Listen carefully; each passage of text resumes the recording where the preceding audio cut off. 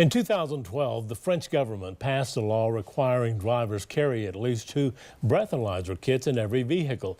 A shortage of devices and questions surrounding the reliability of the test led to the law's suspension in 2013. Now, although the law was short-lived, it's being credited with having had a dramatic impact.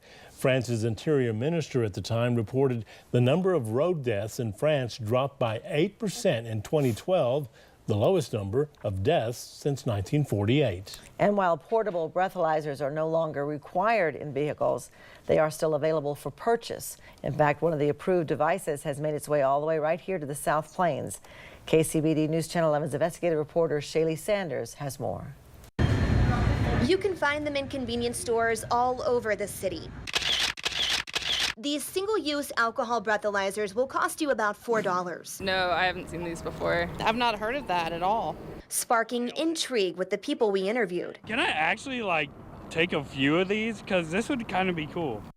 In Texas, a person is legally intoxicated with a .08 blood or breath alcohol concentration, something this self-breathalyzer advertises it can detect. What are your thoughts? It says military and police grade up here at the top.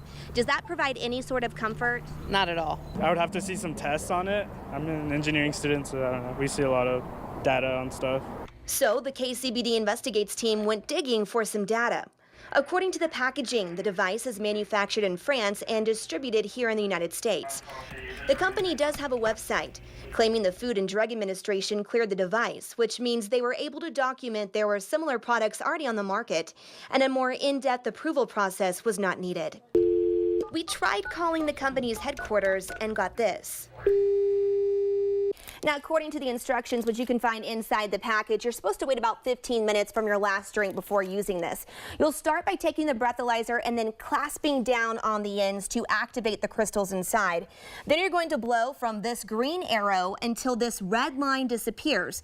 Now, if this device detects alcohol, these yellow crystals will turn green. And if it climbs above this black line, it means you have tested above a .08. If it worked, it'd be fabulous. Do you think if people blew and they were at a .08 or higher, they would say, okay, I'm not going to drive because they took this test? I almost see them throwing it on the ground laughing and getting in a car for the most part. I don't think people would take it seriously. Unless there's a badge standing behind it giving it to them, I think it would be a joke. Lieutenant Brian Witt with the Texas Department of Public Safety says they utilize portable breathalyzers, but under state law, they have the authority to arrest a driver who tests below a .08. If we stop you and we do field sobriety test on you and we determine that you are intoxicated and you're under a .08, we can still arrest you and charge you for driving while intoxicated.